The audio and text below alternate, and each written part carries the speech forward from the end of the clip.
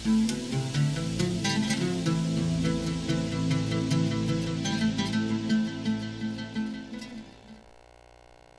pemirsa TV yang dimuliakan, kita sudah berada di segmen terakhir nih Ustaz. Pada kesempatan Ustaz menjawab pagi ini, dan kita mintakan kepada Ustaz mungkin memberikan resume dari topik kita cinta Rasulullah dan taat syariat ini. Ustaz, tafadhal Ustaz. Para pemirsa TV yang dirahmati Allah, yang insyaallah disayang oleh Allah. Amin Allah. Allah berfirman, Rasulullah SAW bersabda dalam sebuah hadis Ibnu Battah, riwayat Ibnu Battah dalam kitab Al-Ibanah Al-Kubra, la yu'minu ahadukum hatta yakuna hawahu taba'an lima ji'tu bih. Ya. Jadi belum sempurna keimanan salah seorang di antara kalian sampai dia hawa nafsunya tunduk pada apa yang aku bawa, kata Rasulullah. Jadi selama kita masih menuruti hawa nafsu, masih menjalani kehidupan kita dalam bernegara, dalam bermasyarakat sesuai dengan hawa nafsu kita, disuruh tutup aurat, alah cuman ke toko sebelah aja harus tutup aurat, itu berarti masih menjadikan hawa nafsu kita belum tunduk pada apa yang Rasul bawa, kata Rasulullah la yu'min gitu. Jadi kita harus senantiasa kemudian yang pertama adalah belajar okay. Islam, sehingga kita mengetahui halal dan haram, mengetahui hukum-hukum Allah, ya, sehingga apa, kita tidak sembarangan dalam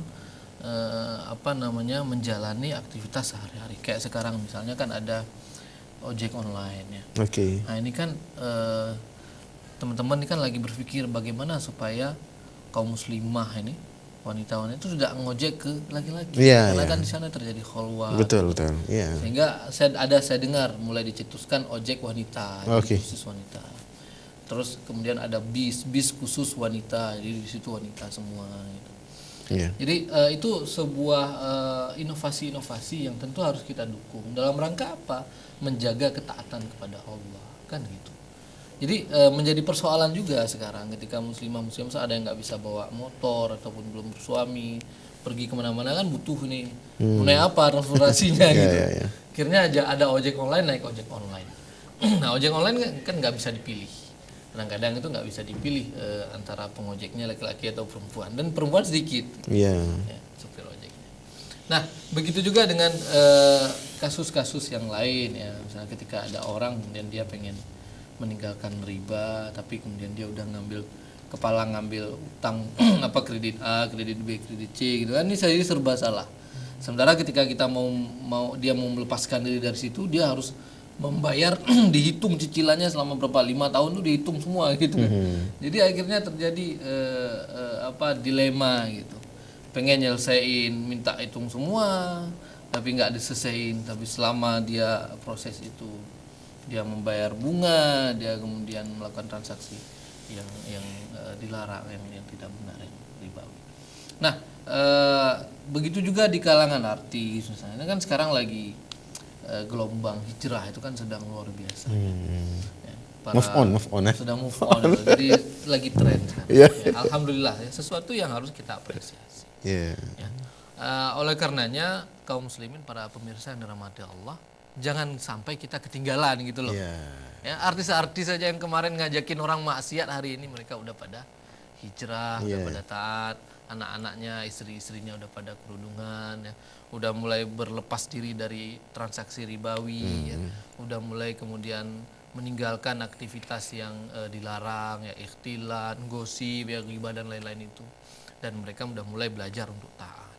Jangan sampai kemudian kita kemudian justru ketinggalan sama mereka.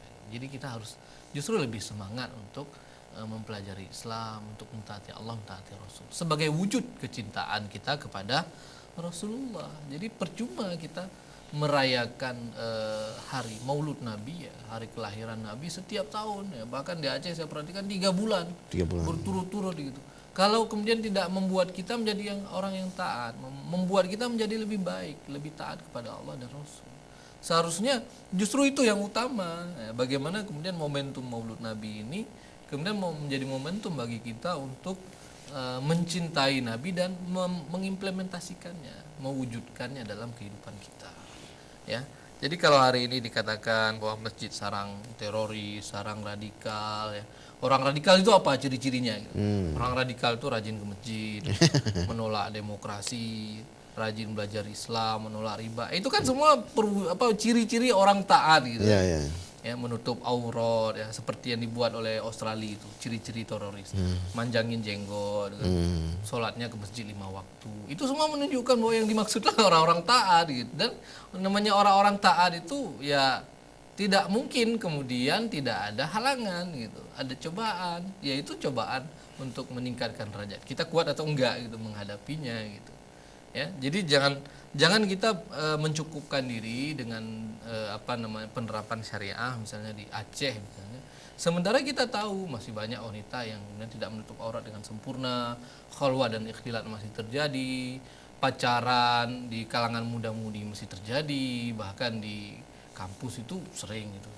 Bahkan mungkin beberapa kali itu razia WH itu ke kos-kosan sampai tengah malam itu masih dua-duaan di depan kos-kosan. Mungkin silap-silap mata tetangganya dibawa masuk itu pacarnya ke dalam kos. Betul, Masya Allah.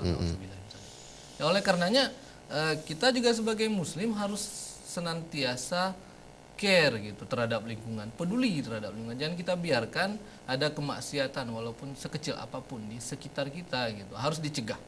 Ya, karena kalau enggak ketika Allah kemudian menurunkan bala, musibah bukan cuma menimpa orang-orang jahat saja gitu, tapi juga orang-orang baik juga kena semua ya.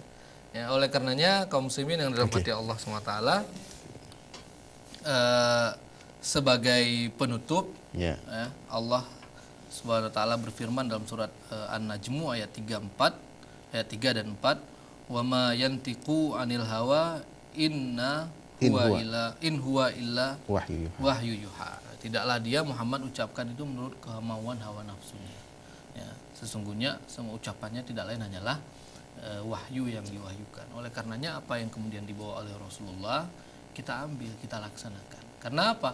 Karena itulah yang akan menjamin kehidupan kita selama dunia dan juga selama di akhirat. Wallahu a'lam bishawab.